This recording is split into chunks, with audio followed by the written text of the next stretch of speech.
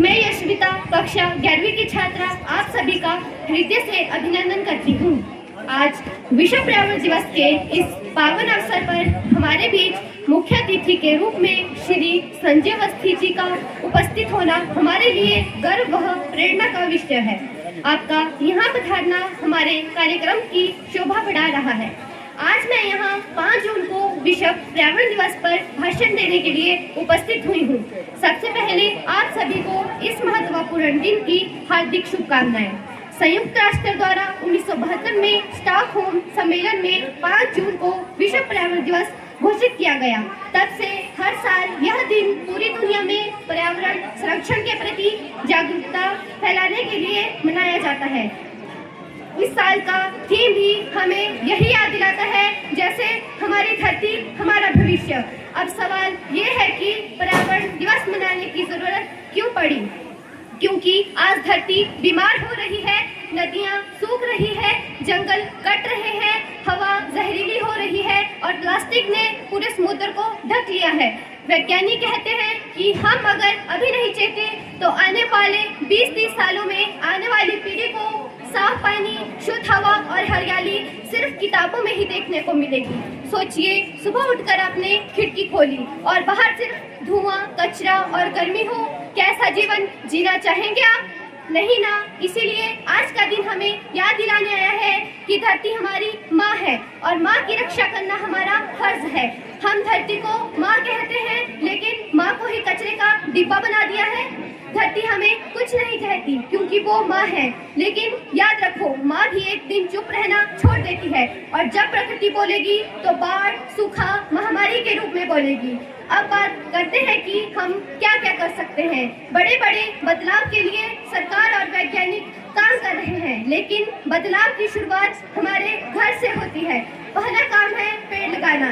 एक पेड़ सिर्फ छाया ही देता है नहीं, वो लोगों के लिए एक दिन की ऑक्सीजन बनाता है। इसीलिए आज के दिन कम से कम एक पौधा जरूर लगाएं और उसकी देखभाल का जिम्मा भी लें। याद रखिए, एक पेड़ 100 लोगों की ऑक्सीजन है। हम बच्चों को सिखाते हैं कि पेड़ मत तोड़ो और खुद जंगल काटकर शॉपिंग मॉल बना देते हैं। कचरा सही जगह फेंकना, गीला और सूखा कचरा अलग अलग रखें। स्वच्छ भारत तभी बनेगा जब हम खुद साफ रहेंगे। साथियों, सच कड़वा होता है, लेकिन आज बोलना जरूरी है। हम पर्यावरण दिवस मनाते हैं, भाषण देते हैं और फिर सब भूल जाते हैं। क्या हम सच में धरती को बचाना चाहते हैं? अगर हाँ, तो प्लास्टिक की थैली घर में कैसे आ रही है? समस्या धरती में नहीं, समस्या हम में है।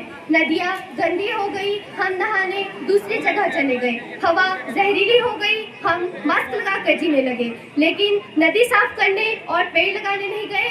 ये बचाव है या पलायन? हमने तरक्की के नाम पर जंगल काटे, अब तरक्की के नाम पर ऑक्सीजन सिलेंडर खरीद रहे हैं। यही है विकास की कीमत। अगर हर आदमी आज से ये ठान ले कि जो मैं कहूँगा वो करके भी दिखाऊंगा, तो 5 जून एक दिन नहीं रहेगा, हर दिन पर्यावरण दिवस बन जाएगा। प्रकृति ने हमें सब कुछ दिया है, हवा, पानी, भोजन, औषधि।